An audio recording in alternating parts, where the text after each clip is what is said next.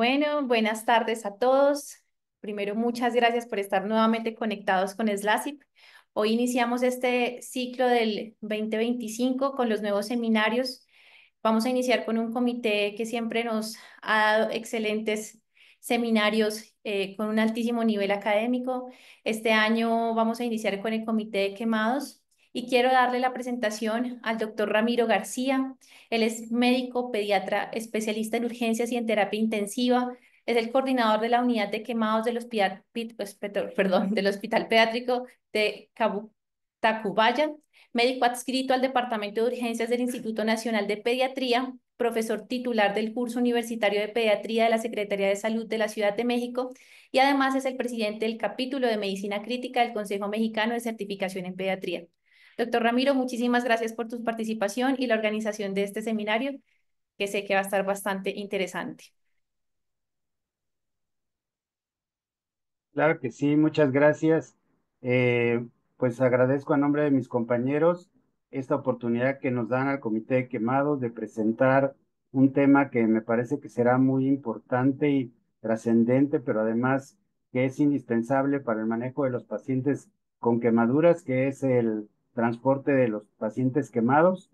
Agradezco la oportunidad al comité organizador y a nuestros directivos de SLACIR que nos den la oportunidad de iniciar este grupo de distinguidas conferencias que seguramente serán un éxito como en otros años, trabajando todos a favor de SLACIP y haciéndola más fuerte cada día. Voy a proceder ya a la presentación de mis compañeros, que es realmente lo más importante de esta plática. Y con mucho gusto tengo el honor de presentarles al doctor Jorge Carlos Cavagna. Es médico intensivista pediatra, es jefe de la unidad de terapia intensiva pediátrica del Hospital de Quemados Cava. Doctor Arturo Humberto Ilia es miembro titular de la Asociación Argentina de Quemaduras, médico terapista pediátrico itinerante de la UMOSIP del SAME.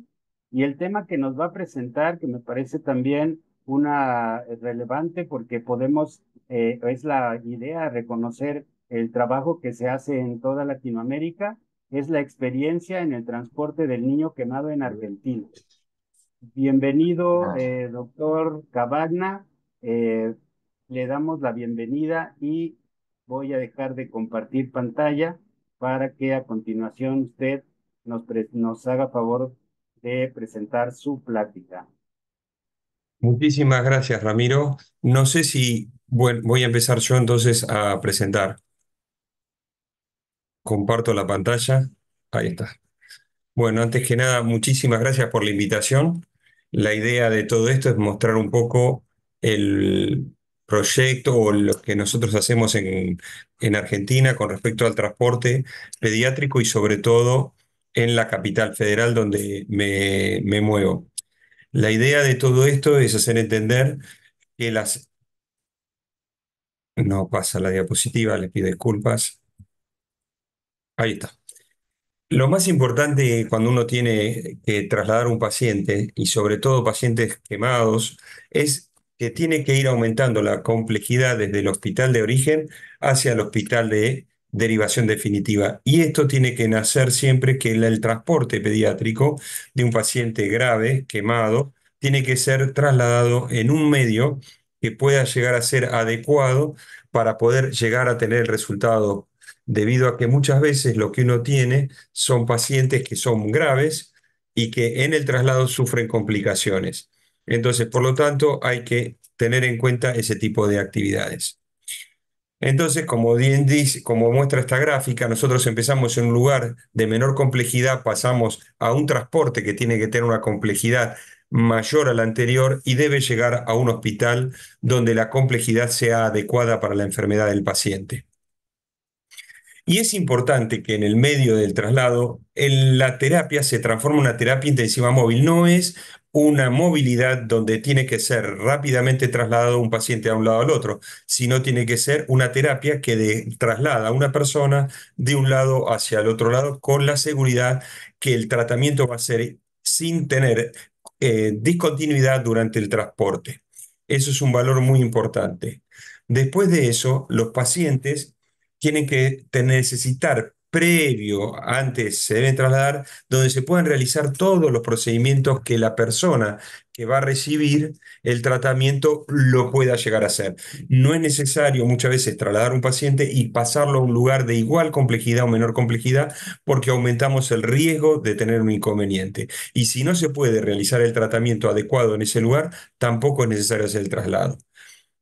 Hay acciones del médico derivador. El médico derivador debe comunicarse con el médico que va a recibir al paciente y planificar la derivación. Muchas veces uno se apresura a derivar al paciente y de esta manera no hay una adecuada derivación y el médico receptor no tiene la capacidad de resolver porque no estuvo preparado para recibir eso.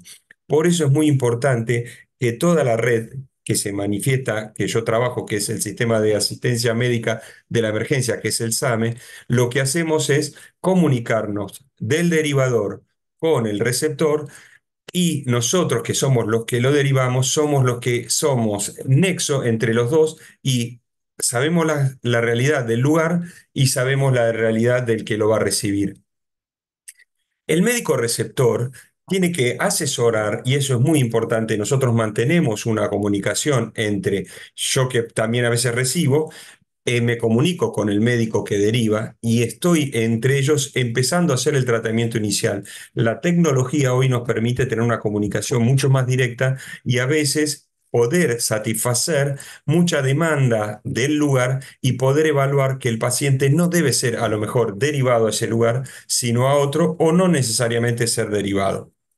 Y empezamos a hacer tratamiento inicial, estabilización y tratamientos específicos que lo preparan al paciente para cuando llegue el médico del traslado poder ir ganando tiempo. Las acciones del médico del traslado, estoy yendo rápido para tratar de poder llegar a todo esto. Obviamente que el médico que hace el transporte debe saber que de acuerdo a las características de la distancia y de la situación debe ser terrestre, aéreo. Nosotros tenemos, también puede ser helicóptero o avión y va a depender de la distancia, 100, 150 kilómetros, se hace en helicóptero como máximo y después de eso se puede llegar a hacer, tiene que ser por avión.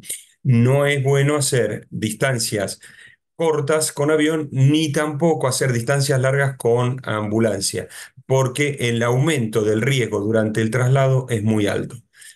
En situaciones especiales, hay que evaluar bien si el traslado se puede realizar en esta manera.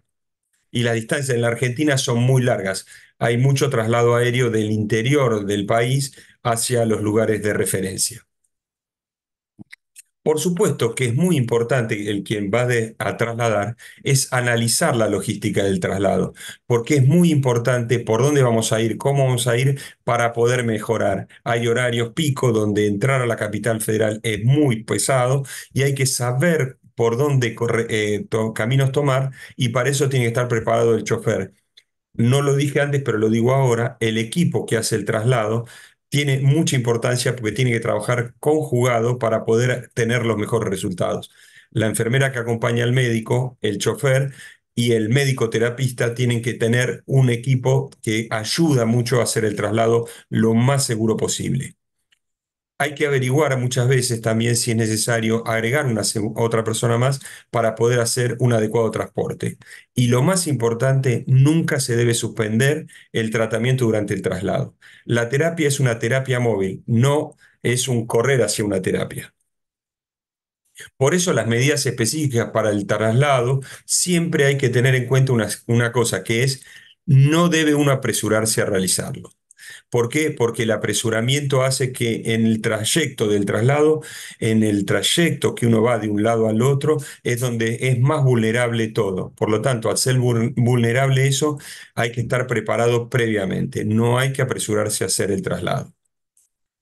Por eso, antes de decidir trasladar a un paciente, se tiene que haber cumplido dos situaciones. Una, que es el que traslada al paciente, evaluar al paciente, y dos, estabilizar bien al paciente.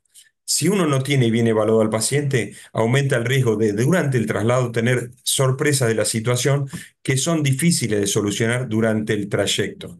y estabilizar al paciente, porque si un paciente no está estable, no puede ser trasladado a ningún lado. Entonces, dos elementos que son importantes, que después va a hablar el doctor, que va a continuar a mí, va a explicar algunas de las cosas que se deben hacer previamente para el paciente quemado. Una de las cosas muy importantes en un paciente quemado es tener una vía adecuada para el traslado. No se debe trasladar si uno tiene una vía adecuada. Una vía adecuada es una vía segura de que no se va a salir durante el traslado y debe ser lo suficientemente permitir que el flujo de líquidos sea lo más adecuado posible, porque el problema más importante del paciente quemado en las primeras etapas es la pérdida de líquidos. Por lo tanto, tenemos que tener en cuenta que los líquidos deben pasar en forma o deben ser pasados en forma segura. Otro elemento muy importante que tenemos es tener las características, fíjense en los pacientes, con una vía aérea que debe estar, si no está estable, si no está segura, tiene que ser estabilizada para que yo en el traslado no tenga el inconveniente. O sea, hay que intubarlo, se intuba antes del traslado. Si está dudoso, tengo que evaluar bien. Y si no lo sé, la vía tiene que estar segura. Fíjese en la de la derecha, de la izquierda, tiene también catéter arterial, tiene monitoreo y debe estar todo preparado para que en el traslado no haya una sorpresa de estas situaciones. En esto también mostramos que tiene que tener, si es grave, tiene que tener sonda vesical. Nosotros necesitamos saber cuántos son los ingresos y cuántos son los egresos en un paciente que maneja o que pierde líquidos. Por lo tanto, nosotros tenemos que tener un aporte de líquidos que antes de salir nosotros tenemos que tener cuantificado y a lo mejor colocar en el traslado unos líquidos que nosotros son los líquidos que se gastaron o se usaron durante el traslado. Por lo tanto, yo cuando llego al lugar definitivo, él tiene la cantidad de líquidos exactos y tenemos que ir llegando, acercándonos lo más seguro a la hora cero de haber iniciado todo el aporte de líquidos.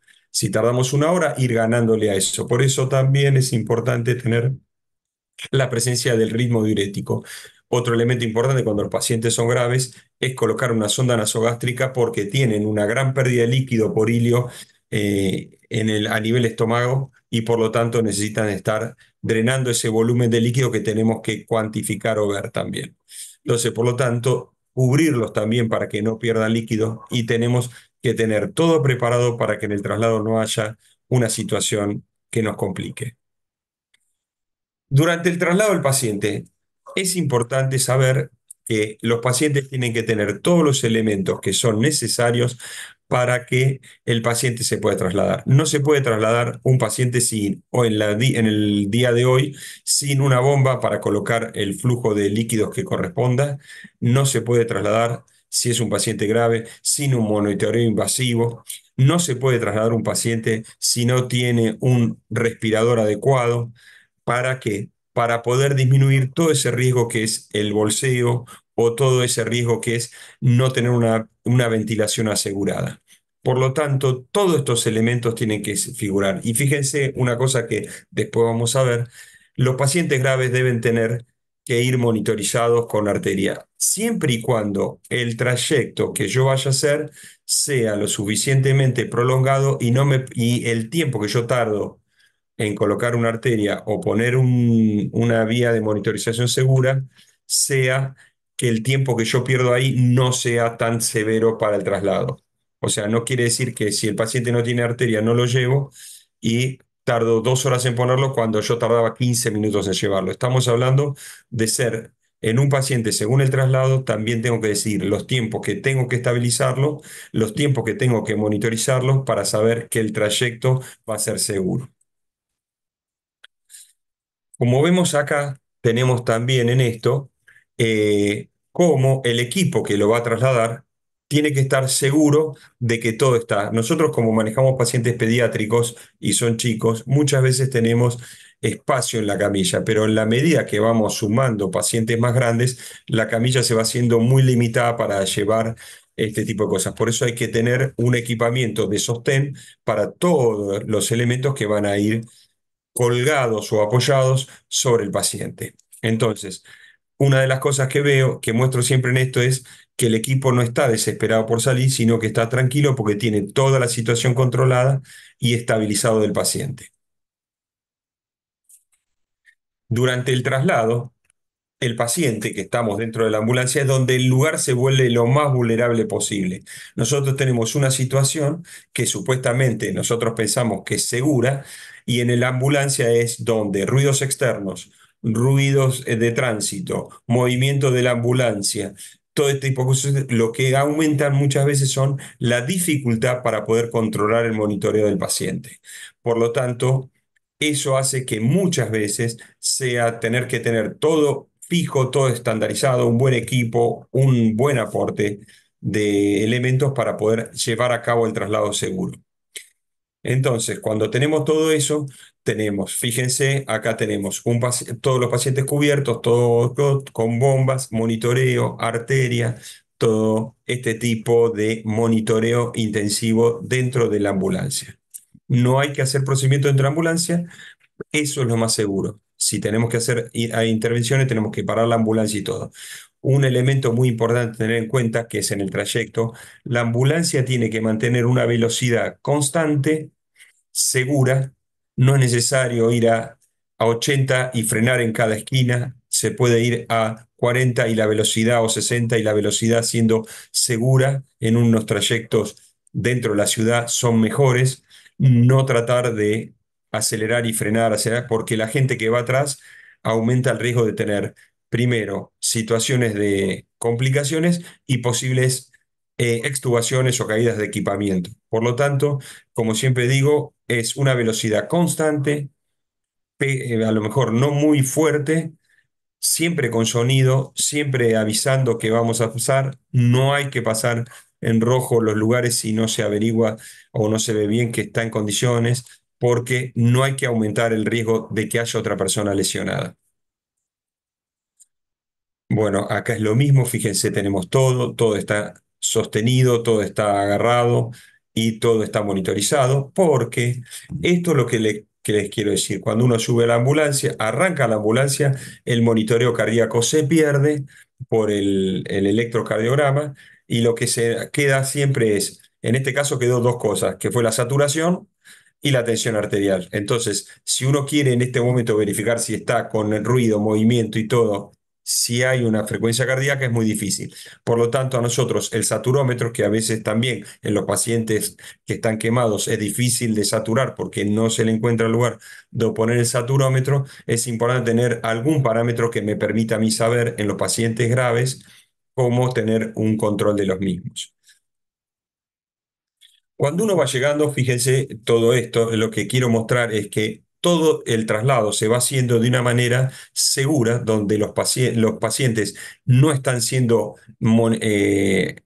tratados en ningún momento, sino que están todos estabilizados y medicados para que el traslado se haga en forma tranquila y no haya que correr frente a las situaciones.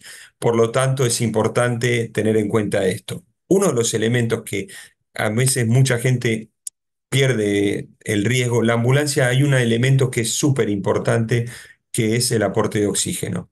El oxígeno es una droga que está metida dentro de tubos y que por lo tanto hay que cuidarlo exactamente bien, porque el trayecto entre el hospital derivador y la ambulancia se usa oxígeno con un tubo móvil.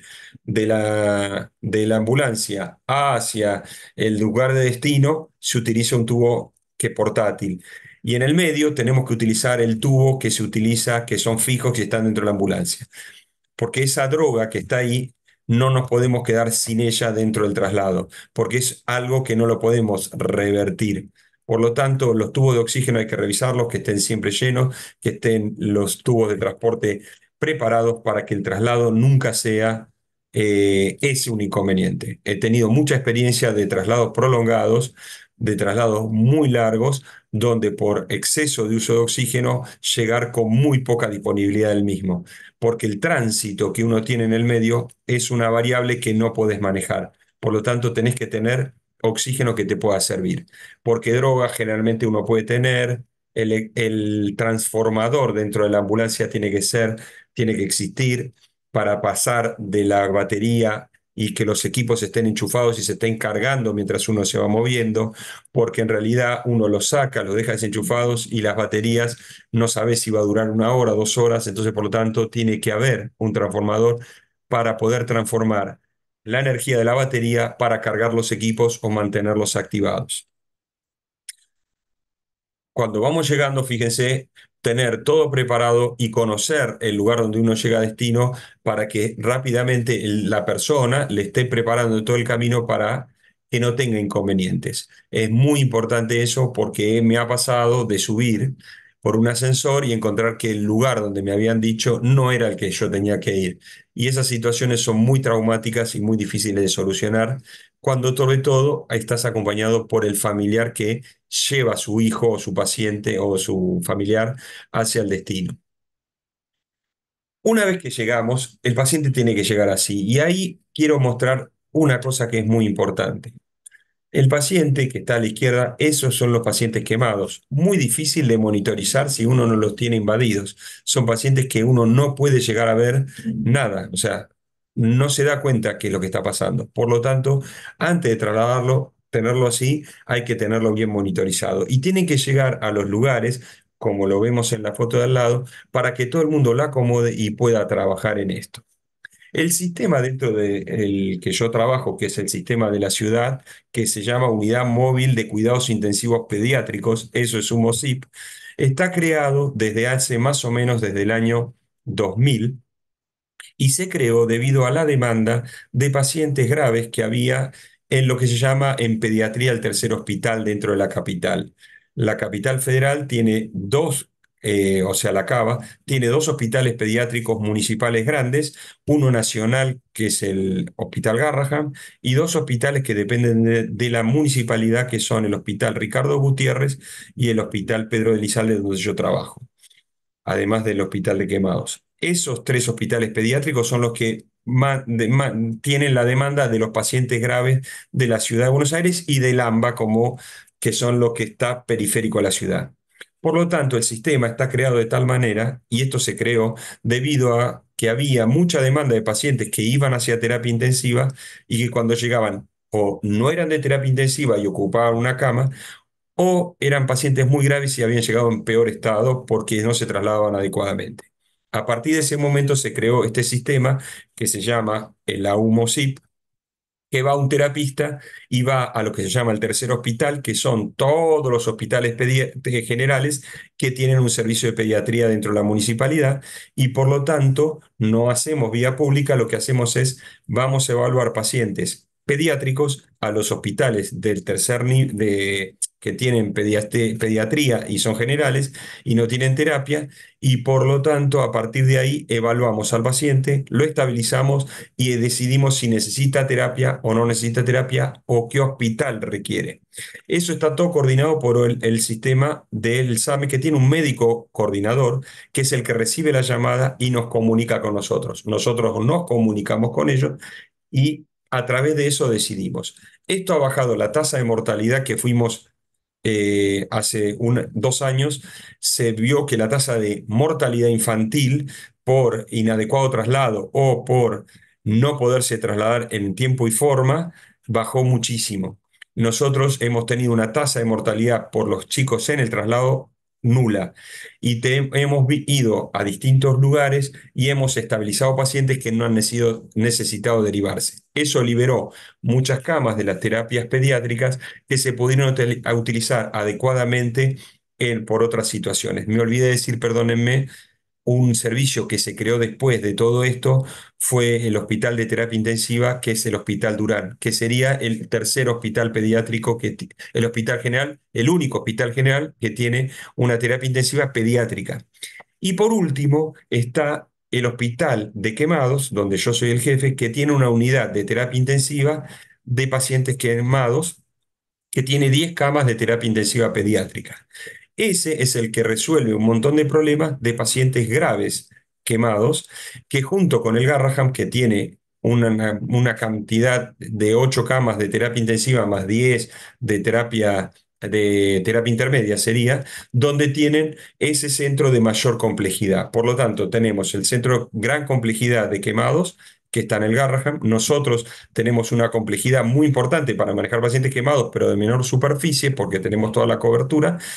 Y después tenemos el Hospital de La Plata, que está en el AMBA, que corresponde a la provincia de Buenos Aires, que es el otro que hace pacientes quemados de mayor cantidad. Actualmente, el Hospital de Niños Ricardo Gutiérrez tiene también una complejidad para atender pacientes quemados infantiles de menor gravedad. Todo esto se fue dando en forma progresiva, que estamos trabajando a hacer una red con la doctora Villas Boas, tratar dentro de lo posible crear en la ciudad de Buenos Aires, a través del Garrahan, que sería el que nuclearía a toda la información para poder optimizar las camas de las terapias intensivas que se dedican a quemados. Ese es un tema que todavía está creciendo y por lo tanto, hoy por hoy estamos tratando de llevar que saber diferenciar y distinguir en dónde derivar cada paciente para optimizar los recursos y las camas de los pacientes quemados. Entre los quemados pediátricos menos graves, los intermediamente graves y los muy graves con el Hospital Garrahan, para evitar utilizar recursos de camas que son un bien muy importante y que no hay tanta cantidad. Por lo tanto, nosotros en este sistema de HUMOSIP, lo que hemos creado, se ha creado en la Ciudad de Buenos Aires, es una red de derivación y de evaluación y de estabilización de pacientes a través de terapistas a nivel itinerante, se llama, a los hospitales periféricos de la Ciudad de Buenos Aires que tienen pediatría pero no tienen terapia. Esto es más o menos lo que puedo hablar de traslado de pacientes. Hay muchas cosas más, pero ahora el doctor Gamarra es el que va a hablar sobre otras cosas. Pero bueno, eh, desde ya muchas gracias y perdonen si fui muy rápido, les pido disculpas, pero uno trata de cumplir el tiempo. Después veremos algunas preguntas. Así que si te dejo, Ramiro, para que continúes vos. Muchas gracias. Muy interesante. La verdad es que muchas similitudes, muchas situaciones que compartimos en el sentido del transporte del paciente quemado en América Latina y por eso son tan importantes las aportaciones de cada uno de nuestros compañeros y agradecemos la brillante presentación del doctor Jorge Carlos Cavagna. Recuerden que al final habrá oportunidad de preguntas. Les pedimos que las anoten en el chat, por favor, o en el Facebook también, para que podamos hacérselas llegar a nuestros compañeros. Y pues si me permiten, ahora voy a hacer la presentación de nuestro siguiente panelista, que es el doctor Edgar Guadarrama Granados, quien pues nos acompaña aquí desde la Ciudad de México. Algo pasó aquí, no sé, no se alcanza a ver la presentación, perdón. Voy a intentarlo otra vez. Creo que ahora sí ya se ve. Una disculpa, como ustedes podrán identificar, el doctor Guadarrama es intensivista pediatra también. Él está en la ciudad de Tuxtla Gutiérrez, en el estado de Chiapas. Obviamente realiza actividades tanto médicas asistenciales como también como profesor catedrático en la Facultad de Medicina de la Universidad Humana de la UNACH. Es profesor de simulación, tiene una experiencia muy importante en este sentido, ha tenido cursos no solamente a nivel nacional, sino internacional, el más significativo, en el que se formó instructor del Grupo Internacional de Simulación Pediátrica en Moscú. Eh, es instructor certificado de la American Heart Association y de la American Burn Association, que dan los cursos de PALS y de ABLS, respectivamente. También ha participado en la pediatría organizada como expresidente del Colegio de Pediatría del Estado de Chiapas y actualmente es el vicepresidente y próximo presidente del capítulo de Medicina Crítica Pediátrica del Consejo Mexicano de Certificación en Pediatría. y él nos va a presentar el tema de reconocimiento temprano de la necesidad de traslado en el paciente pediátrico quemado. Bienvenido, doctor Guadarrama. Le cedo los micrófonos. Por supuesto, dejo de compartir mi pantalla para que usted pueda hacer uso de la... Muchas gracias, doctor. Agradezco mucho la presentación y, en efecto, después de lo que nuestro colega platicó acerca de la situación en cuanto al traslado, que no es algo sencillo, nosotros tenemos la obligación de tomar la decisión de en qué momento voy a trasladar a un paciente, hacia dónde lo voy a trasladar y cuáles van a ser estos criterios. Bueno, primero declaro no tener ningún conflicto de interés. Esta es una plática libremente elegida y agradezco mucho la invitación al Comité de Quemados, que hemos trabajado bastante en la discusión de todos estos conocimientos. Los objetivos de esta charla es que demos un breve repaso de la valoración y estabilización inicial del paciente pediátrico quemado, que aunque no es la finalidad en este momento de hacer una revisión de esos parámetros, sí son la piedra angular que nos ayudan a distinguir, como decía mi colega, qué paciente es más crítico que otro y hacia dónde lo voy a minimizar. También el señalar y reconocer algunos factores predictores de la gravedad del mismo, establecer criterios de la necesidad de traslado a unidades de un nivel superior y una muy breve revisión de las estadísticas que tenemos aquí en México. Bueno, de inicio, pues no está por demás mencionarlo, siempre tenemos que hacer los procedimientos de estabilización inicial, que básicamente consisten en detener el proceso de la quemadura. En la atención prehospitalaria corresponde a alejar al paciente del sitio en donde fue el accidente, ya sea un incendio, ya sea una volcadura de un automóvil, etcétera. Y en el hospital, pues si el paciente arriba con materia incandescente, sobre todo textiles sintéticos, tratar de retirarlos sin lesionar más. Y desde luego, pues tomar precauciones universales, esto en una situación de seguridad hacia ambas partes, tanto nosotros como proveedores de la atención como al paciente, para evitar una infección grave.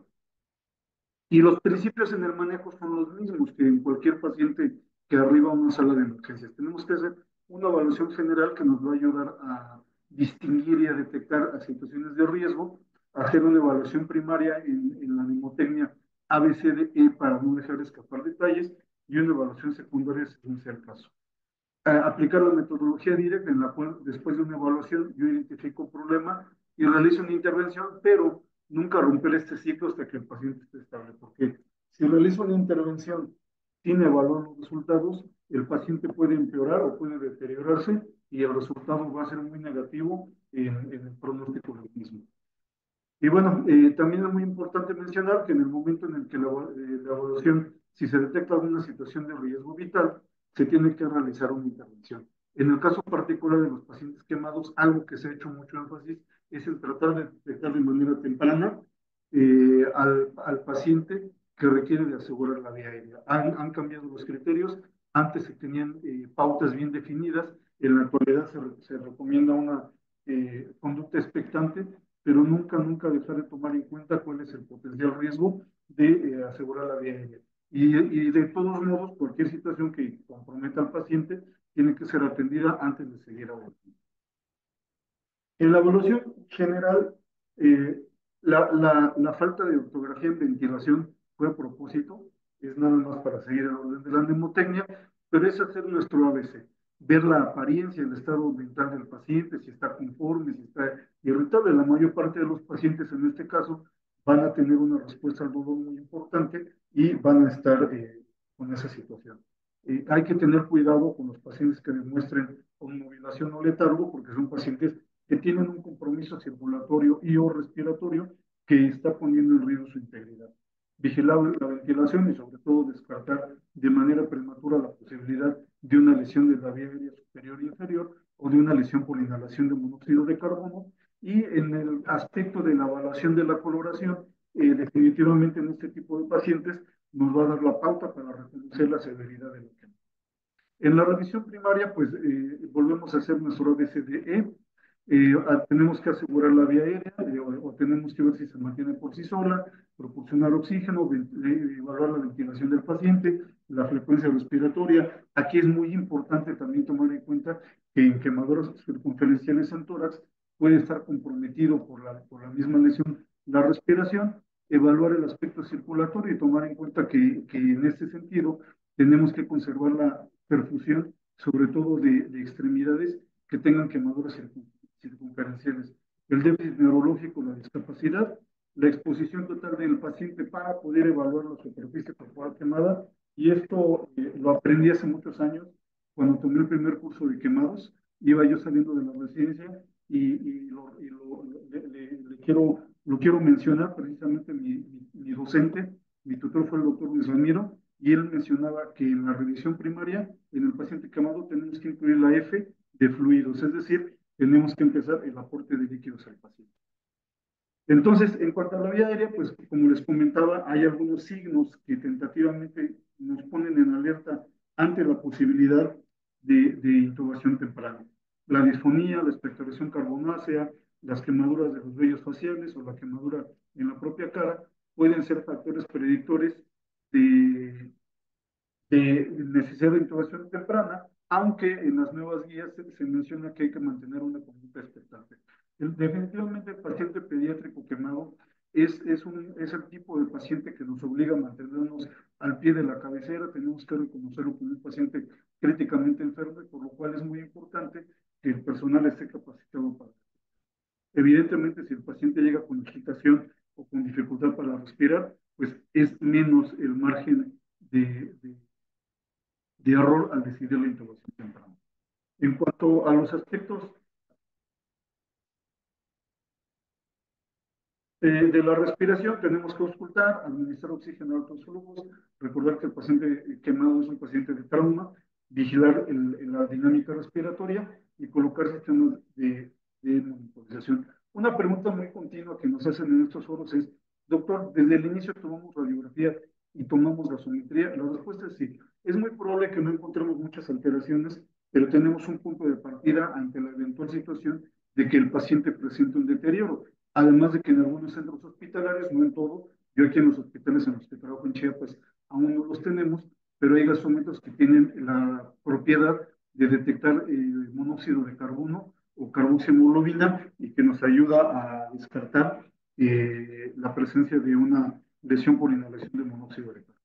Y en cuanto a la circulación, es muy importante vigilar los signos vitales, establecer 2 vías periféricas como todo paciente de trauma, y como les comentaba anteriormente, bueno, el estado circulatorio, sobre todo en extremidades con quemaduras circunferenciales, y como el doctor Cabaña lo mencionó e hizo énfasis, evaluar la uresis. En la revisión que se hizo de 2016 de las guías de la American Burn Association, se determinó y se dictaminó que el parámetro para evaluar la respuesta a la restitución hídrica, fuera de la tensión arterial, la frecuencia cardíaca, etcétera, que pueden tener muchas variaciones por la misma fisiopatología, es definitivamente la evaluación de la uresis. Entonces, es indispensable colocar la sonda urinaria al paciente que voy a empezar a monitorar con restitución hídrica. En cuanto a la evaluación del déficit neurológico, bueno, se utiliza la mnemotecnia ABLI. Tenemos que considerar cuando haya nueva alteración, sobre todo desorientación o el paciente está inconsciente, descartar lesiones asociadas, intoxicación por monóxido de carbono, abuso de sustancias, que es desafortunadamente cada vez más frecuente, sobre todo en adolescentes. Van saliendo de la fiesta, van saliendo de la reunión bajo efectos del alcohol, sufren una volcadura y posteriormente un incendio. Entonces tenemos que también tener en cuenta esa posibilidad, y desde luego pues la hipoxia y condiciones médicas preexistentes que pudiera tener el paciente. En la exposición hay que retirar toda la ropa, joyería. Esto es para evitar edema y posteriormente compresión y afección de la circulación de las extremidades afectadas. Hay que evaluar la superficie corporal quemada. Esto es fundamental, es la piedra angular. Bueno, es parte de la piedra angular del tratamiento, porque de ahí parto, pero realmente el tratamiento se va a guiar en función a la respuesta que va a tener el paciente y mantener la temperatura adecuada del paciente. En función de la evaluación de la superficie corporal quemada, el primer paso que tenemos que dar es evaluar la profundidad de las quemaduras. Ha habido muchas maneras de clasificarse. En general, las que más se han adoptado en la mayor parte de las vías es catalogarlas como quemaduras de primer grado cuando se afecta el epidermis, quemaduras de segundo grado, cuando ya hay presencia de extravasación de líquido y formación de ampollas. Es una quemadura muy dolorosa, clínicamente muy dolorosa, debido a la exposición de las terminales nerviosas ante el medio ambiente, y en la quemadura de tercer grado, en donde además de lesionar todo el espesor del tejido cutáneo, puede afectar a órganos subyacentes o a tejidos subyacentes, como puede ser tejido óseo, puede ser tejido muscular, etcétera. Entonces, las quemaduras que deben ser consideradas para poder calcular la superficie corporal en caso de necesidad de restitución hídrica son únicamente de segundo y de tercer grado. Y la etiología de cada una de estas causas también tiene sus particularidades. Recordar que en el paciente pediátrico la piel es más delgada y requiere de menos tiempo y menos energía para provocar una lesión mayor. Y en cuanto a la extensión, definitivamente la escala de Lundy-Brauer es la que nos guía para poder llevar a cabo una evaluación adecuada. La escala de Lundy-Brauer se resume en que conforme el paciente tiene menor edad, la cabeza ocupa una mayor superficie corporal y las piernas menos, y que este patrón se va invirtiendo, es decir, conforme pasan los años, la superficie corporal de la cabeza es menor en comparación al resto del cuerpo, y la de las extremidades inferiores se extiende. Entonces, hay varias maneras de generar el homograma para la aplicación del escala de Lundy-Brauer. Aquí en México, en nuestras guías de práctica clínica, se menciona que una parte indispensable del expediente del paciente que sufre quemaduras es de que cuente con el homograma, en el cual el médico de primer contacto hizo la evaluación de la superficie corporal quemada. Y se trata de llegar a un punto en que el cálculo sea lo más preciso. Pero vuelvo a insistir en ese punto, más que la precisión en el cálculo de la superficie corporal quemada del paciente, requerimos de un apego y vigilancia de la respuesta al tratamiento. En la guía de práctica clínica viene esta tabla, en donde nos hacen una mayor especificación de las zonas del cuerpo, y en donde nosotros vamos, como se ve en la tabla, a otorgar un diferente porcentaje de extensión de superficie corporal quemada, catalogándolos en segundo y tercer grado, para evaluar el total y de ahí partir para mi restitución hídrica. ¿Y cómo inicio la restitución hídrica? El consenso que más se ha tomado en cuenta, debido a la evidencia que se cuenta de una mejor respuesta, es la escala de Pargin modificado, en la cual, dependiendo la causa, es decir, dependiendo la edad, se hacen cálculos con el Ringer lactato, o en el caso de nuestro país, de la solución de Harman, y que a partir de los menores de 30 kilos o lactantes en niños pequeños, necesita un requerimiento de glucosa para mantener los niveles adecuados en sangre. Pero, colegas, estas cifras no son estáticas. Estas cifras son de inicio, y como mencionaba mi colega, la uresis es el punto cardinal, el punto de inflexión en donde yo voy a decidir si aumento o si disminuyo mis líquidos. Y una vez iniciado este manejo, se tiene que mantener por 48 horas, no hay pretexto ni hay motivo para suspenderlo. Y esto lo preguntan muy frecuentemente y genera duda: doctor, ¿y si el paciente arribó varias horas después de la quemadura? Se toma en cuenta como hora cero el momento en el que se quemó. Las horas perdidas, desafortunadamente, hasta ahorita no hay un protocolo que dicte cuál es la guía adecuada para el manejo del retraso en la atención. Se empieza a colocar la infusión conforme al tiempo que llevemos, pero hay que aclarar con el familiar y en el expediente que evidentemente el pronóstico puede tener mucho compromiso por el retraso en la atención. Ahora, el transporte, ya entrando de lleno en el tema, una vez que reconocemos y estabilizamos de manera inicial al paciente, tiene varios vertientes. Tenemos el transporte prehospitalario, que es del lugar de donde se produjo la emergencia hacia el hospital; el transporte interhospitalario, que es el que se da de un hospital de baja o mediana complejidad a uno de alta complejidad; y el transporte intrahospitalario. Como bien comentaba mi colega, movilizar a un paciente en situación crítica no es una cuestión de prisa, ni es una cuestión que nos tenga que estar presionando. Tiene que ser un movimiento bien pensado, bien calculado, para beneficio del mismo. Entonces, haciendo un resumen de todo lo que mencionamos al principio, para el traslado del paciente, tengo que retirarlo de la fuente del calor, detener el proceso, evaluar el ABC, tengo que proteger al paciente, y algo que es muy importante y que mencionaban anteriormente, el estar en comunicación, en solicitar el traslado. porque mover a un paciente a una unidad, aunque sea la adecuada, aunque esté indicado, puede tomar a los servicios de primer contacto muy ocupados, muy saturados, o simplemente que no estén preparados para la recepción de un paciente, y en lo que nos preparamos y podemos adaptar el medio para atender a ese pequeñín, pues pueden ocurrir muchas desgracias o perdemos tiempo en su atención. Entonces, en quemaduras muy graves, hay que tener en cuenta que después de las horas de una quemadura mayor, el paciente presenta dos problemas importantes. Primero, tenemos que estabilizarlo y tenemos que tomar una decisión del tratamiento local de sus heridas. Y como menciona la diapositiva, solo en excepciones muy puntuales se debe dar prioridad a la estabilización clínica. La estabilización quirúrgica, el lavado y la atención de la piel pueden diferirse, a excepción de quemaduras circunferenciales en tórax o quemaduras circunferenciales en las extremidades, porque la formación de la escara posterior puede comprometer el trabajo respiratorio o puede comprometer la circulación en la extremidad, y en esos casos sí debemos de dar prioridad y dar paso a la estabilización quirúrgica del paciente.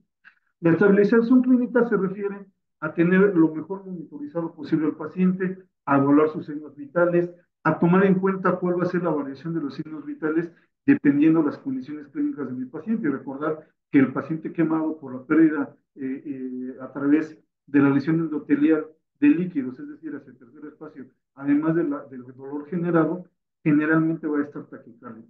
Evaluar y mantener la uresis y considerar el uso de soporte vital avanzado hasta donde sea necesario para sacarlo a flote, para tener esos signos vitales dentro de las percentilas adecuadas para el paciente. Y para el tratamiento local de las heridas, bueno, pues debemos de tener en cuenta el personal calificado, considerar cuáles son las lesiones de más riesgo para el paciente, sobre todo cuando comprometen la vida y la función, y en todo momento prevenir las infecciones, utilizar las medidas antisépticas necesarias, mantener bien cubierta la herida. Si se cuenta con un aislado, es preferible mantener al paciente aislado. Si está en sala abierta, es preferible tener cubierta la herida y adoptar las medidas que consideremos prudentes para que el paciente se mantenga estable.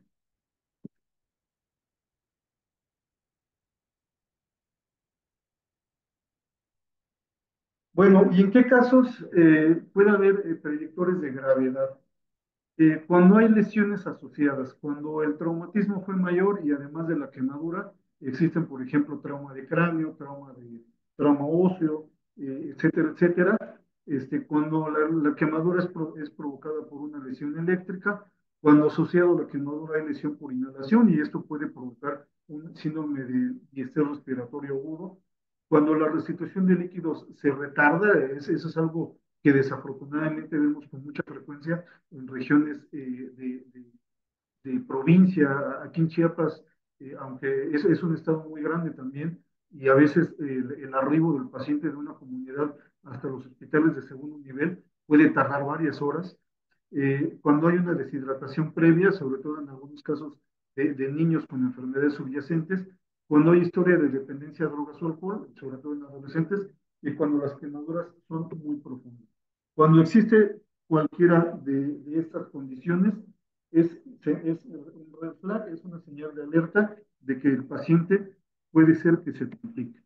Y entonces yo debo de tomar en cuenta con qué recursos cuento. Debo de ver cuál es la capacidad resolutiva de mi hospital, con qué recursos, insumos y capital humano cuento.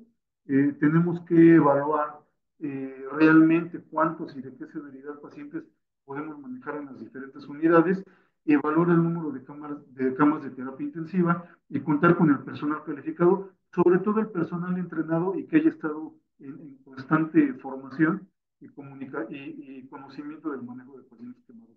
Una propuesta que se hizo hace algunos años y que se mantiene latente es de que en regiones en donde no contamos con unidades para atención de pacientes quemados, podemos adaptar dos o más unidades de terapia intensiva, o sea, dos o más camas de terapia intensiva, como unidades híbridas, que nos sirvan para el manejo, estabilización y tratamiento de pacientes de terapia, entre comillas, por decirlo así, convencional, pero que además cuente con los recursos tecnológicos para que en el momento en el que se requiera pueda atender a uno o dos pacientes quemados, insisto, dependiendo de la capacidad resolutiva. Es muy importante que dentro de los hospitales se formen las clínicas de quemados, un buen equipo, anestesiólogos entrenados, cirujanos plásticos dispuestos a la resolución de las quemaduras, pediatras, internistas, intensivistas, que todos estén en el mismo barco para que en equipo se tomen las mejores decisiones. Y también, como les comentaba, tenemos que decidir a qué unidad la voy a una de mayor complejidad. Aquí en Tuxtla Gutiérrez, habitualmente los pacientes se manejan en el Hospital Jesús Gilberto Gómez Maza, que es donde estamos entre semana, que es una unidad de segundo nivel. Cuando hay una enfermedad subyacente, contamos con el Hospital de Especialidades Pediátricas, que es un tercer nivel, o cuando la quemadura es lo que más representa riesgo para la vida del paciente y es una quemadura mayor o una situación especial, se toma en cuenta traslados a unidades específicas de pacientes quemados, como por ejemplo el hospital de Tacubaya, que es donde labora el doctor Ramiro, donde dirige de manera puntual y efectiva esa terapia intensiva desde hace ya muchos años. Un caso que tuvimos hace algunos meses en Chiapas fue de un paciente pediátrico de 4 años con una quemadura del 35% de superficie corporal, pero además el paciente era portador de una tetralogía de Fallot. Entonces, cuando se envió la referencia al Hospital de Especialidades Pediátricas, en el hospital nos dijeron, no, es que la quemadura es de segundo nivel. Y la respuesta es sí, en efecto, pero tiene una comorbilidad subyacente que es la tetralogía de Fallot. Entonces, ante tal situación, y que la quemadura, pues no ponía en riesgo su vida, pero sí podía generar inestabilidad con su cardiopatía, debía contemplarse su manejo. Y ante esa situación, el jefe de áreas críticas del hospital pediátrico dijo, no, sí tiene razón, ustedes no tienen allá manera de en un determinado momento de resolver una cardiopatía complicada, entonces va para acá, ¿no? Entonces ya yo lo envié un viernes al paciente y ya el sábado lo seguí manejando porque de un hospital me pasó al otro, ¿no? Entonces ahí le dimos el... Y bueno, en el transporte de pacientes quemados, para prepararlos previo al traslado, que fue todo el tema que ya nos comentó mi colega hace un ratito, tenemos que generar el aislamiento de sustancias corporales, hacer una buena evaluación, tanto primaria como secundaria, para que, como ya lo mencionaron, no tener la necesidad ni la prioridad de dar resolución a situaciones críticas. Tenemos que mantener la vía aérea bien protegida, si hay necesidad de intubar antes de trasladarlo, hacer esterotomías para prevenir la hipoxia secundaria, una limitación de la presión y amplexación, mantener una buena circulación e iniciar el manejo con líquidos desde las primeras horas, definir bien la extensión y profundidad de las lesiones y recordar que el paciente pediátrico es muy sensible a la hipotermia, entonces tenemos que prevenir la hipotermia. Para el manejo prehospitalario durante el traslado, podemos recurrir a esta fórmula, que también es muy importante y también viene en el manual de la American Burn Association, que es mantener a niños de 5 años y menores con una solución de carbón a 125 mililitros por hora, niños de 6 a 13 años 250 y niños de mayores de 14 años 500 mililitros por hora. Y reconocer que hay escalas de severidad de las quemaduras, que prácticamente estas son consideradas indicaciones para el traslado de un paciente de una unidad de menor complejidad a una de mayor complejidad, como es quemaduras de segundo grado, no son 20%, en menores de 10 años de edad, o de 25% en cualquier paciente. Quemaduras de tercer grado de más del 10% a cualquier edad, quemaduras en áreas especiales, cara, genitales, pliegues, pies, manos, lesiones por inhalación, quemaduras eléctricas, trauma múltiple y lesiones asociadas, quemaduras en menores de 1 año de edad y quemaduras en pacientes con comorbilidades, como las que les mencionaba en el caso que tuvimos hace unos meses. Y como comentaba el doctor Jorge, pues hay que considerar las necesidades del paciente que se encuentra crítico y que dichas necesidades se deben de cubrir al 100% durante el traslado. La manipulación y traspaso del paciente de la cama a la camilla puede llegar a durar hasta 3 horas porque tenemos que asegurar que la atención que se le está dando en terapia intensiva se mantenga similar y que no vaya a haber situaciones de descompensación durante el traslado porque el riesgo de mortalidad en caso de que eso ocurra es sumamente elevado. ¿Y qué tenemos en México? Bueno, México cuenta aproximadamente con 160 camas para pacientes quemados distribuidas en 21 unidades de quemados. Esto es tanto para adultos como para niños. Muchas de estas unidades se encuentran bajo régimen de instituciones de atención de seguridad social, como lo son el IMSS, el ISSSTE, Pemex, y la verdad es que es un número insuficiente. Cuando hace algún tiempo tuve la oportunidad de platicar y de estar con los colegas allá de Galveston y comentaban que México es el primer lugar de países de Latinoamérica que genera referencias a su hospital. Y sobre todo, desafortunadamente, en estados de menores recursos económicos, evidentemente ocupan de los primeros lugares. Y definitivamente, pues en el país se cuenta con más lesionados que camas disponibles. Sin embargo, a través del tiempo y a través de la capacitación, se ha logrado dar cada vez mejor atención a esos pacientes, pero los colegas que nos hemos dedicado durante muchos años a la atención de los pacientes no me van a dejar mentir, es un tema de costos, es muy caro atender a un paciente quemado, es un tema de disposición porque se tienen que formar equipos multidisciplinarios y a veces hay quien no quiere participar al 100% y sobre todo por el compromiso que genera la gente. Y bueno, ya nada más para finalizar, comentarles que la situación o la decisión de platicar de este tema es porque reconocemos que en toda Latinoamérica existe la necesidad de estar en comunicación constante para poder brindarnos ese apoyo y la atención a pacientes quemados. El fenómeno no va a desaparecer, la industrialización de los países obliga a que cada vez sea más recurrente este tipo de lesiones, entonces tenemos que estar preparados. La comunicación constante, sobre todo a través de los recursos tecnológicos, como el día de hoy nos apoya para difundir esta plática, cada vez están más a la mano y nos pueden ayudar para que en donde están los centros de atención específica de alta complejidad puedan estar a la distancia atendiendo en un lugar remoto al paciente pediátrico quemado. Agradezco a toda su atención, agradezco al comité la invitación a la charla, quito mi pantalla y quedo a sus órdenes. Le regreso los micrófonos al doctor Luis Ramiro, si hay preguntas del auditorio. Muchas gracias.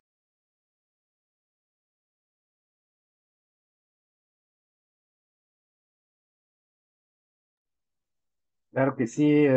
Muchas gracias, doctor Guadarrama. Gracias a los dos ponentes, profesores, que bueno, pues se han ajustado mucho al tiempo y esto nos da la grandísima oportunidad de poder hacerles las preguntas que ya tenemos en el chat de aquí de Zoom.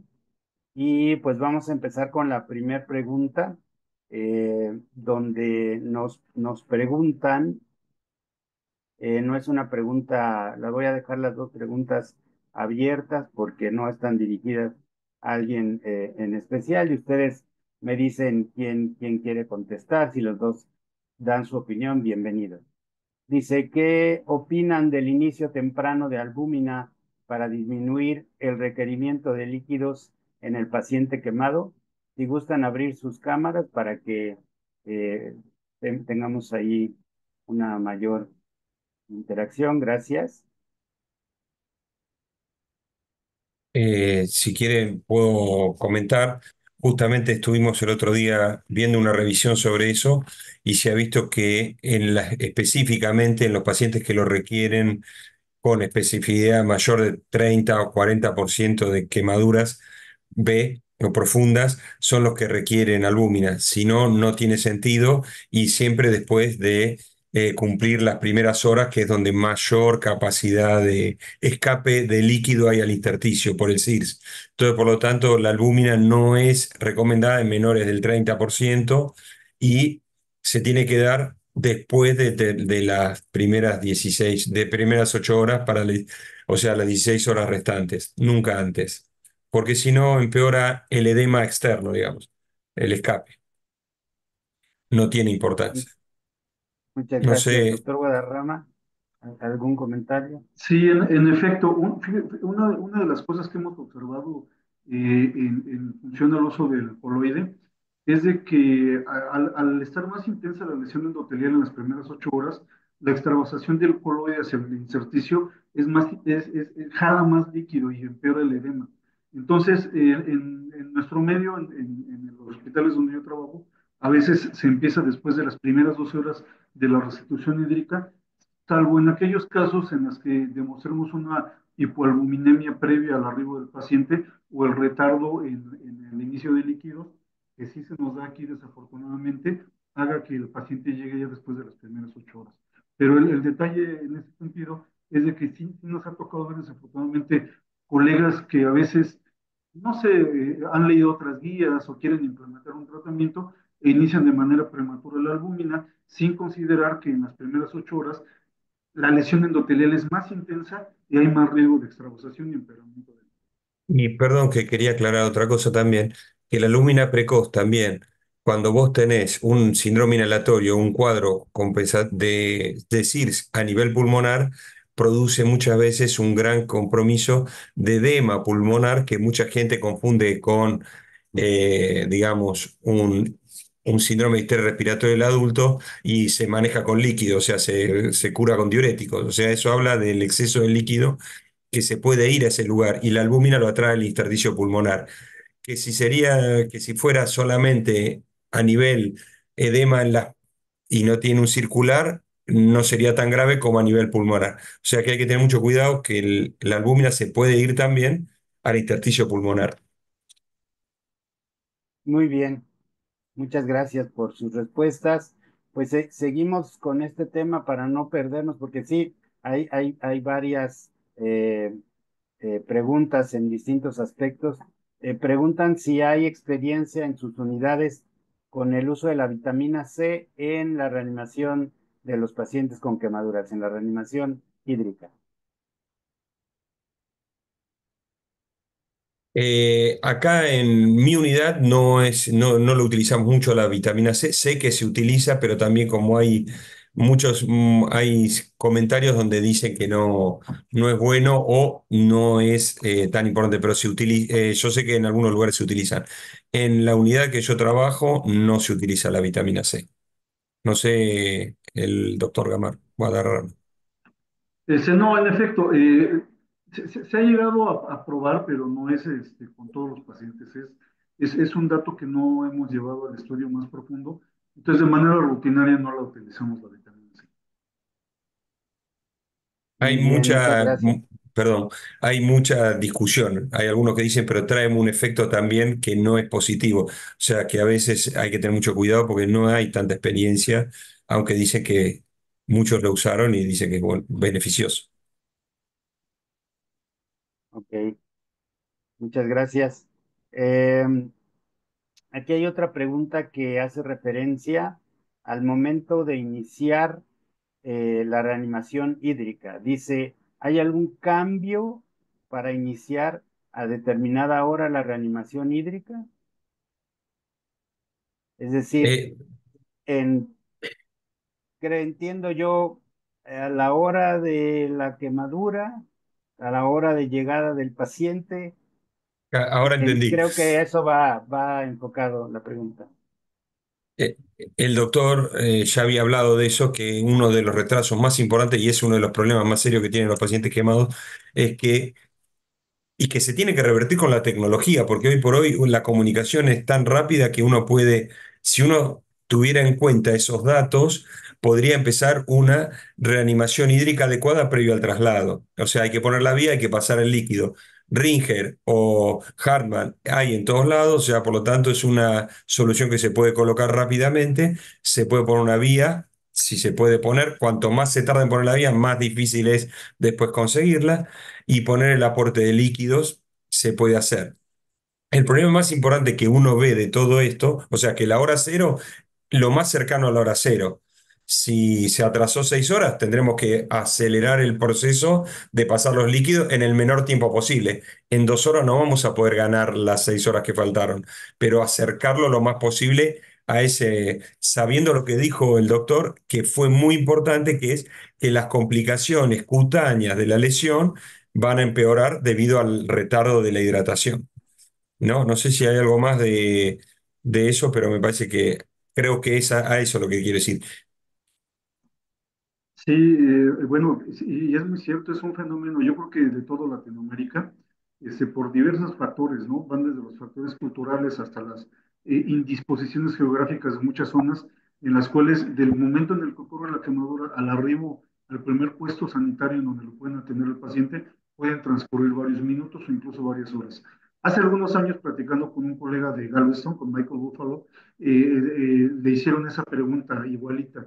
Y decía, bueno, es que si el niño tarda 3 o 4 horas en llegar al hospital, seguramente no requiere restitución hídrica. Y yo le dije, sí, Michael, en Estados Unidos, pero en Latinoamérica es una situación más común de la que te quieres imaginar.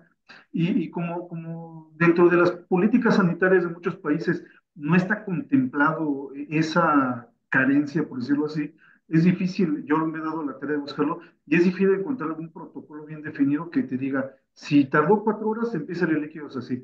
Más bien es como comentaba Jorge, tratar de recuperar el tiempo perdido y sobre todo no perder de vista la respuesta al tratamiento, que ya lo hemos mencionado ambos, estar vigilando la uresis de manera constante es lo que nos va a dar el punto de apoyo para poder resolver ese problema. Y algo que es muy importante, y quiero hacer énfasis porque me lo he topado varias veces, la restitución hídrica dura 48 horas, no 12, no 24, no 36, dura 48 horas. Porque a veces me he encontrado pacientes en las salas de urgencias que llevan 24 horas de tratamiento y lo suspenden.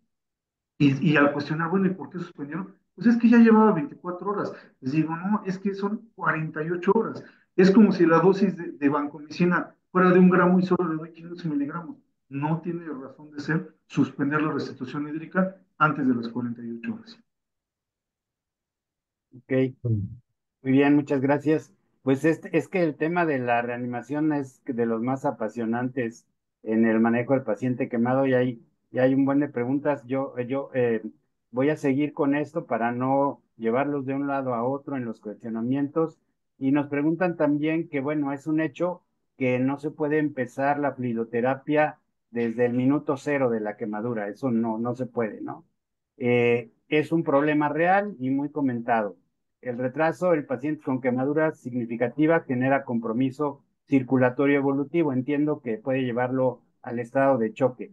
Y dice, ¿qué opinan del manejar el paciente con alícuotas de 10 mililitros por kilo por hora hasta compensar la situación circulatoria y luego seguir con la fluidoterapia de quemados, pero en base a necesidades expresadas en mililitros por kilo por hora, según las pautas clásicas de las primeras 8 horas y siguientes?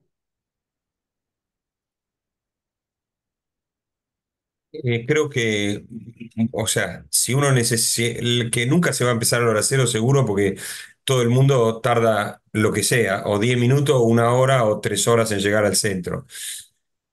Otro elemento muy importante es si le va a poner el aporte para ganar el tiempo, tiene que hacer el cálculo, que muchas veces también es importante en tener en cuenta que uno cuando hace el score o hace la fórmula de Galveston, hay que saber que son una cantidad de 5.000 mililitros metro cuadrado de superficie corporal quemada. Ese tipo de cálculo a veces depende de la superficie corporal que está quemada, el volumen no es tan importante. Por eso estamos hablando de paciente grave. Cuando es grave, esa situación de retraso pueden requerir, como dijo, 10 mililitros por kilo para recuperar, pero hay que hacer el cálculo. Que hoy por hoy, vuelvo a decir, se puede hacer fácil porque uno se puede comunicar fácilmente con los centros de referencia y uno puede hacer el aporte. Lo que sí es más difícil, si uno no tiene la imagen, es que la superficie corporal sea la adecuada a la fluidoterapia que yo voy a hacer. Yo te digo que es un 50%, y pues hago por un cálculo por un 50% y el paciente tiene un 25%, que es lo más común, que sobreestiman la quemadura al nivel. Entonces, por lo tanto, la fluidoterapia, ya sea Parkland como puso, como básico, que eso es muy importante, porque eso es, el AVIC te dice 2 o 3 mililitros por kilo de superficie corporal total, es una cosa básica. Yo le tiene un 20%, le pongo 2 por 20 o 3 por 20 si es un chico más chico. Y si es eléctrica, 4. Entonces, con eso se ha avanzado mucho en resolver ese tipo de cosas.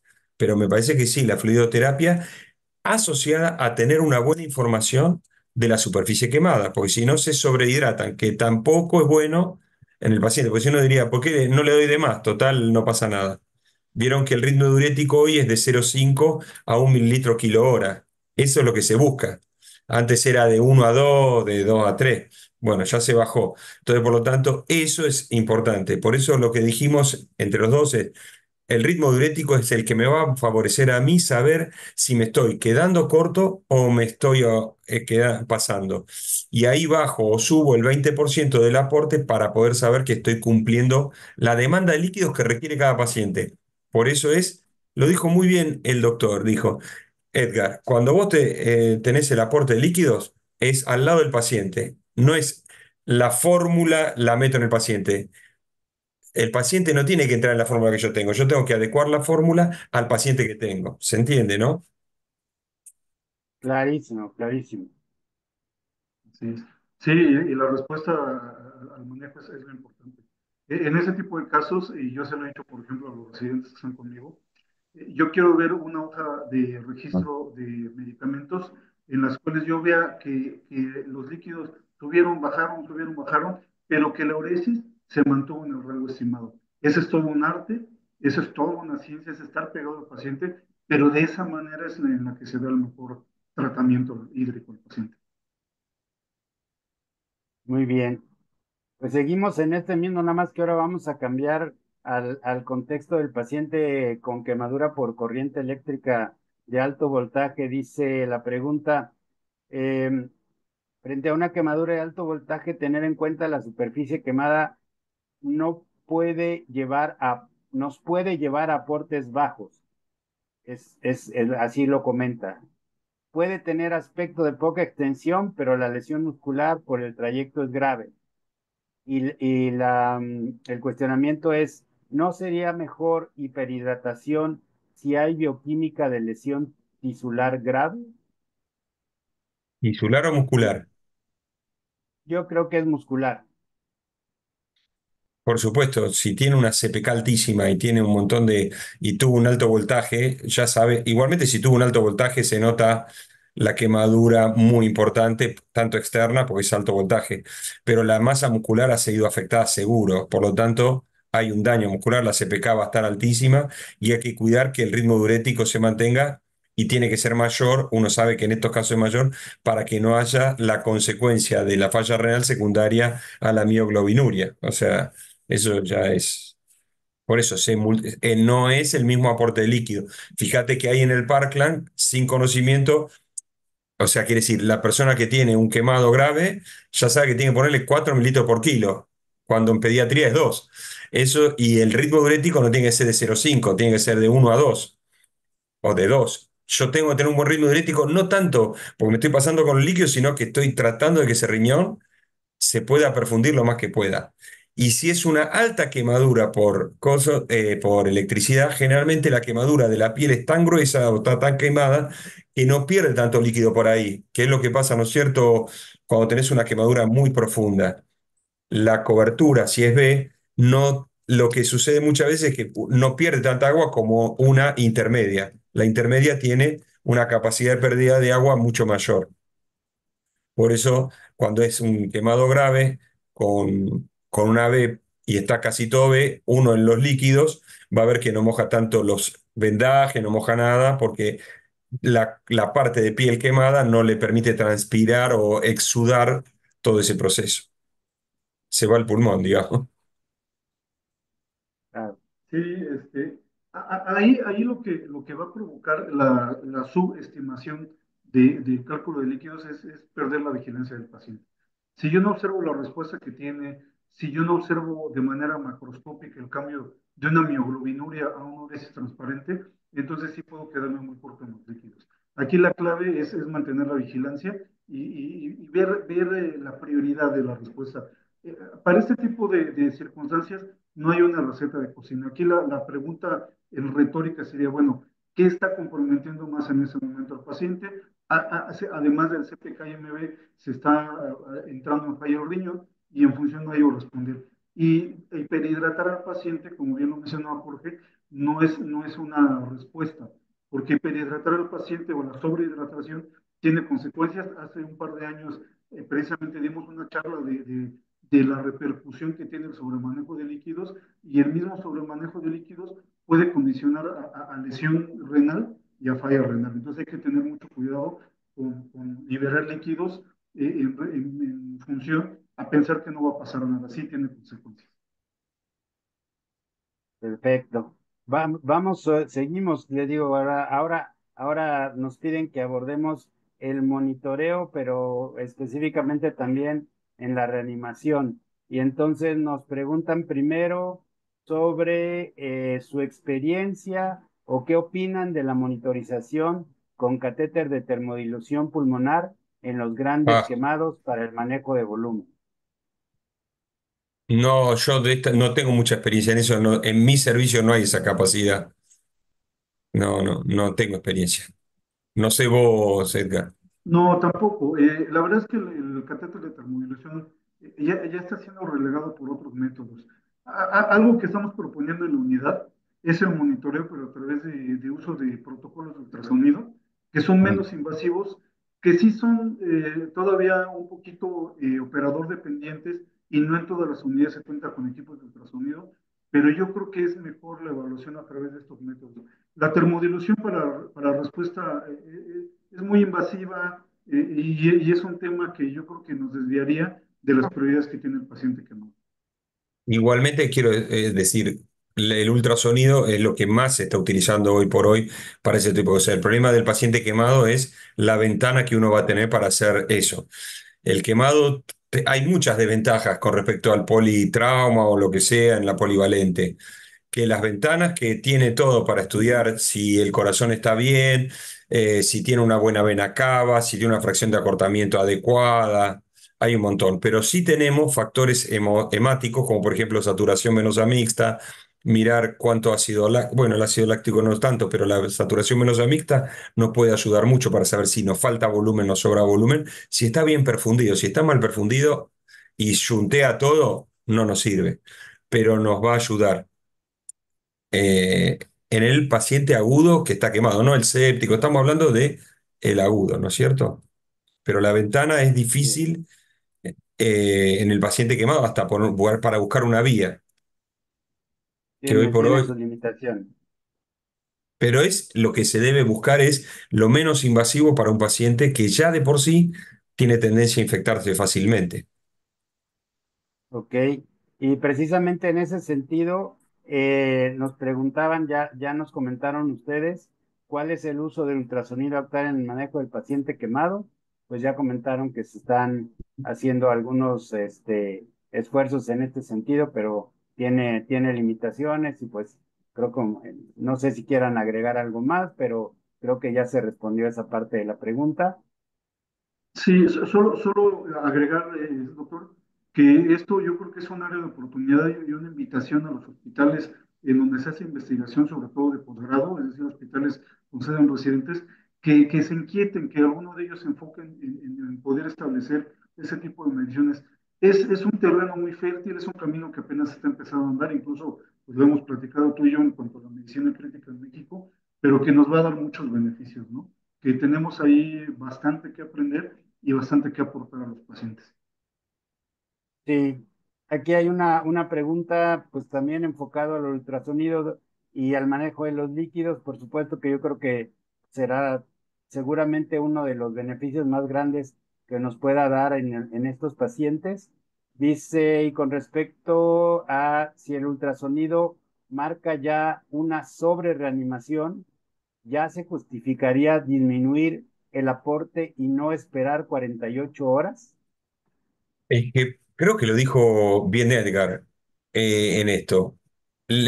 El monitoreo constante, horario o cada 2 horas del ritmo diurético y del ingresos y egresos, y fijándose, sabiendo que el ingreso de un volumen con pérdida en las gasas es muy difícil de valorar, por eso el ritmo diurético es la variable que nosotros tenemos para saber cómo está el intravascular.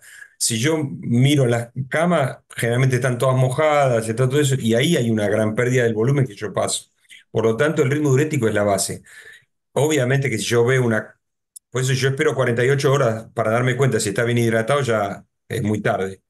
Yo tengo que ir mirándolo horariamente. Por eso, bien que quede claro, el ritmo diurético en estos pacientes es tan importante como en un cardiovascular estar midiéndole el gasto cardíaco y todas estas cosas. Y ahí uno se queda más, pero en el quemado es mucho, a veces parece que no es nada, pero ir mirando el ritmo diurético y mirando que tiene 0,5, 1, 0,5, 1, uno dice, bueno, aumento el goteo, bajo el goteo, aumento el goteo y voy buscándolo. Lo que nosotros siempre vemos es que después de las 48 horas, generalmente el ritmo diurético aumenta mucho porque hay un montón del extravascular que va a volver al intravascular y va a empezar a orinar, pero porque se está deshaciendo los edemas. Cuanto más lo sobrehidrataste, más tiempo va a durar la poliuria después. Pero en esa primera etapa, nuestro ritmo diurético es de 0,5 a 1. Si yo mantengo ese volumen, a menos que tenga otro problema, que sea, tengo una insuficiencia cardíaca por alguna causa o tengo una falla renal por alguna otra causa, que puede ser que el ritmo diurético no me sea específicamente la hidratación, pero lo voy a ver en otro lado. Voy a ver voy a ver aumento de edema pulmonar, voy a ver hipertensión, o sea, algo me va a marcar de otro lado. No sé,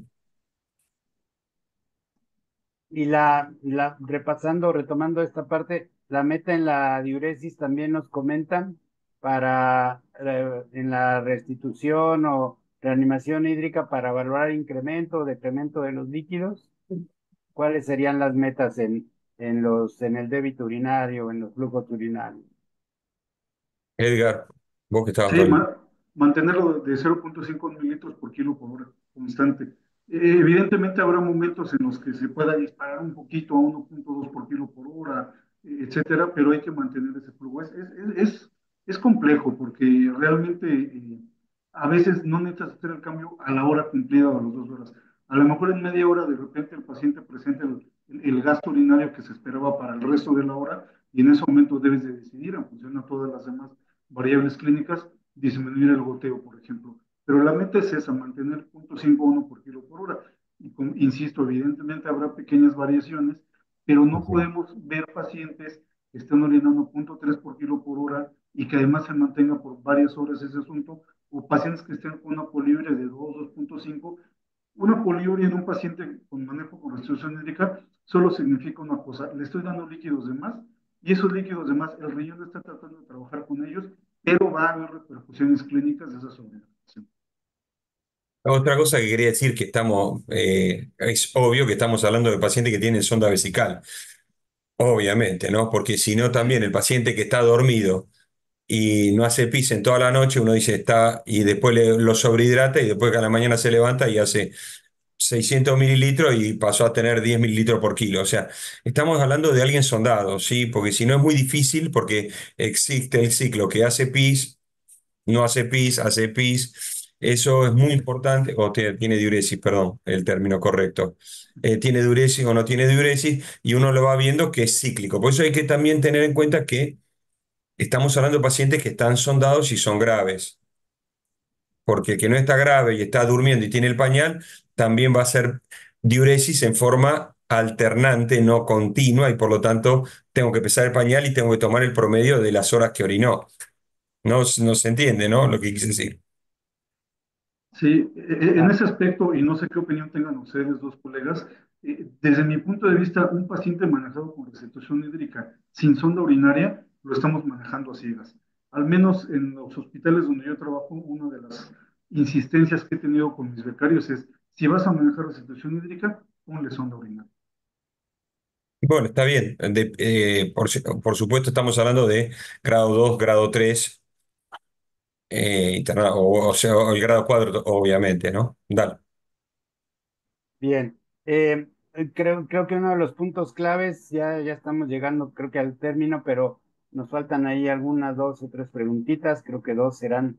En relación a los sistemas de comunicación, creo que es un punto clave en la referencia, en el transporte, en el traslado. ¿Y cuáles son los sistemas de comunicación entre el centro de referencia y su hospital? Que utilizan en sus áreas de influenza, perdón. Sí. Una de las cosas más importantes que ha cambiado todo esto es que hoy por hoy la tecnología llega a casi todos lados, digamos. La videollamada o la llamada primero y la video, que también es muy importante, es que la imagen para nosotros es súper importante en tomar decisiones. O sea, nosotros si vemos a alguien todo vendado, la decisión no es real. Si nosotros no tomamos parcializado la quemadura, tampoco podemos. Entonces, hoy por hoy con la tecnología tenemos los centros especiales que tenemos los números directos, la terapia del Garraham, la terapia del quemados tienen un número directo donde te comunicas directamente a la terapia. La municipalidad recibe la información y se comunica. Y a veces cuando el paciente es grave, yo me comunico o del Garraham se comunican conmigo, o yo me comunico con el Garraham, llamo al Gutiérrez o llamo a La Plata. Porque en los centros de referencia más importantes que debe pasar en todos lados, llaman pensando que el más lo tenés que recibir ahí. Y ahí nosotros podemos hacer una videollamada, ver la lesión, ver a eso, calmar la ansiedad, ver la superficie, hacer esto y decir, este que vaya al Gutiérrez, este que vaya al Garrahan, este que vaya al Niño de la Plata o este que venga al Quemado. Ese tipo de cosas ha cambiado totalmente el mal uso de las camas. Porque como dijo, hay más quemados que camas. Eso es increíble. Y a veces viene un padre que es lo que sucede, no sé si les pasa ya, pero a nosotros nos pasa que muchas veces va un paciente quemado a un hospital dentro de la capital y le dicen, vaya directamente al quemados. Ni lo ven, directamente lo mandan. Y se toma un taxi, lo que sea, un colectivo, y tarda una hora y llega al quemados sin derivación, sin nada, habiendo pasado por el sistema de salud previamente. O sea, el sistema de salud lo expulsó hacia el lugar de referencia y no se hizo adecuado. Eso aumenta mucho la mortalidad, pero la comunicación hoy es mucho más fluida que en otra época, mucho más fácil. Sí, y ya nada más para complementar lo que dijo Jorge, no solo en atención, desde luego que se ha vuelto prioritario, ¿no? Aquí en México, a través de una fundación que nos ayuda al traslado de algunos pacientes, pues hemos llegado a tener videoconferencias y conferencias telefónicas, incluso con Galveston, con Cincinnati, con varios hospitales. Y también algo en lo que aquí en mi estado, en lo que hemos tratado de incidir, es en la capacitación. Ya se ha propuesto más de una vez y yo espero que este año se concrete estos pequeños talleres, estas pequeñas charlas, no sé, proyectarlas vía Zoom, vía cualquier otra plataforma hacia los hospitales que nos están mandando los pacientes. Porque como bien lo decías, Jorge, no es lo mismo que te llegue 5 horas después en ceros a que a lo mejor te llega 5 horas después, pero ya con 5 horas de tratamiento y evidentemente el pronóstico es mejor para esos pacientes. Muy bien. Precisamente en ese sentido, en relación a lo del transporte, si tienen alguna experiencia en transporte aéreo y si hay alguna situación especial que se deba de considerar en relación al transporte aéreo del paciente quemado grave. O sea, experiencia tengo. La idea es que el transporte es difícil en la Argentina, aunque las distancias son muy grandes. O sea, nosotros decimos de Córdoba a Buenos Aires, ya hay 900 kilómetros, o sea, es muchas distancias grandes. Entonces, por lo tanto, y la mayoría de los quemados por fuego, chicos, así son del sur, zona norte, y tienen 1000 kilómetros, 1200, o sea, son todos aéreos. El problema de todo esto, que siempre digo, que a veces no se toma real dimensión, que a veces el lugar donde está el centro de atención más importante y el derivador se ponen de acuerdo y lo que más se tarda en solucionar es cómo transportarlo hacia ese lugar. O sea, ya tiene la cama, tiene como quién lo quiere derivar, quién lo va a aceptar, pero el problema es el tiempo que se pierde en poder hacer ese traslado adecuado porque es muy complicado en algunas situaciones. Y o no están preparados todos los lugares o no todo está preparado para poder llevar ese tipo de pacientes tan graves. Y a veces se pierde ese tiempo. Pero igualmente, si uno lo mantiene hídrico y uno lo mantiene bien hidratado y todo eso, siempre hay esos primeros 2 días, a menos que tenga una lesión grave de piel que un cirujano puede hacer una escarotomía o lo que sea, todo eso se mueren por shock los primeros 2 días. Entonces, por lo tanto, eso se puede manejar a cualquier lado, pero cuesta a veces derivar, ¿eh? A veces se tarda un día y medio.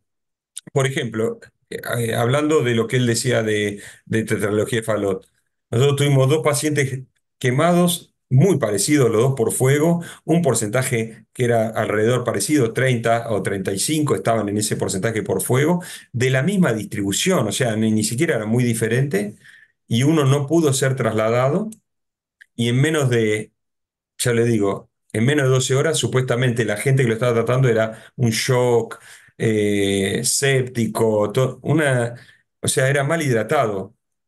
Y el otro llegó, que estaba en Capital, y está todavía. O sea que a veces la desigualdad en la visión del paciente, que el quemado no es polivalente tan común. Entonces es un paciente especial, que parece fácil para los que lo hacemos, en el sentido de cómo es el tratamiento, y muy difícil para el que hace polivalente. No lo ve de la misma manera. Sí, en ese sentido, en la experiencia de las condiciones previas del traslado, yo creo que es la misma que en cualquier otro medio de transporte, y Jorge mencionaba muy importante, ¿no? No hay que utilizar un traslado aéreo en distancias que sean muy cortas, ni traslados terrestres en distancias muy largas. Aquí en Tuxtla Gutiérrez, en Chiapas, tenemos mucho la experiencia de la movilización de esos pacientes vía aérea, sobre todo hacia hospitales, hacia Tacubaya, hacia Galveston, hacia Ohio. Por cierto, un saludo a la doctora que hizo la pregunta, es mi esposa. Este, y tenemos que considerar lo que mencionábamos, ¿no? Que el avión, la ambulancia, no es una terapia intensiva.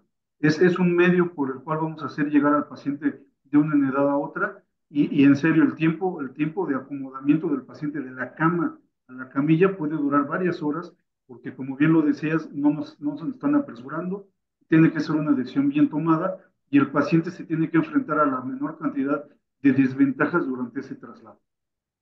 Fíjense que el que decía que falleció eran Ajá. 900 kilómetros y le iban a mandar en ambulancia. 900 kilómetros.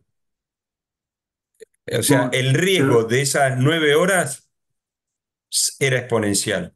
sí, sí, sí. O Impensable, sea, ¿no? Impensable. o sea, es inadmisible en una situación, en este mundo actual. En otra época no sé, pero hoy es inadmisible. Pero era la única forma que lo iban a traer y no pudo llegar. Sí, Sí, ya qué nada más experiencia, ¿no? sí, para Adelante, adelante. complementar, afortunadamente en los últimos meses, aquí en el estado de Chiapas, por las dificultades geográficas, los traslados terrestres que no son de más de 100 o 200 kilómetros, por la orografía pueden ser de varias horas. Y aquí en el estado sí se cuenta afortunadamente con el apoyo del gobierno para el traslado vía helicóptero. Eso es algo que nos ha ayudado a poner pacientes de hospitales que, como les decía, no tanto la distancia, sino la orografía los hacen lejanos. Entonces, en ese medio de transporte nos llegan los pacientes aquí al Gómez Maza y podemos estabilizarlos más rápido. Muy bien. Pues miren, muchísimas gracias por todas sus respuestas, por su tiempo. Llegaron también un buen número de felicitaciones al chat. Yo también me uno a las felicitaciones por sus brillantes exposiciones, por toda su apoyo y lo que nos han brindado como parte de sus conocimientos en esta sesión. Les pediría nada más de favor que como sí quedaron algunas preguntas pendientes, pusieran sus correos en el chat, cada uno de ustedes, por si nuestra audiencia quiere enviarles un mensaje por correo electrónico, pueden estar en contacto con ellos. Hablamos de lo importante que es la capacitación y hacer trascender estos puntos de vista y conocimientos para mejora de la atención de los pacientes quemados, que desafortunadamente no se queman siempre cerca de una unidad que los pueda atender de otras con todos los requerimientos que necesitan, ¿no? Eso está muy claro, pero que sabemos que se hacen los esfuerzos necesarios por darles la mejor atención. Entonces, les pediría ese favor de apuntar sus correos electrónicos y mientras yo voy a ceder ya la palabra a la doctora Obando para que nos haga el cierre del seminario web, agradeciéndoles a todos su presencia, su apoyo y su participación. Muchas gracias a los ponentes, doctor Ramiro, muchísimas gracias por la organización, en general al Comité de Quemados, por estas maravillosas conferencias que de verdad dieron unos puntos clave para el manejo oportuno y el transporte seguro de los pacientes pediátricos con quemaduras graves. Los quiero invitar para que continuemos con nuestras actividades académicas. El día 13 de febrero vamos a continuar con el Comité de Nutrición. Están todos invitadísimos. Que tengan una muy buena noche. Gracias. Muchas gracias y muchísimas gracias por la invitación. Muchas gracias al comité Gracias, buenas por esta noches. oportunidad. Un saludo y un gusto conocerlo. Hasta luego, Jorge. Doctor, nos Chao, vemos Edgar. pronto. Hasta luego. Nos vemos pronto.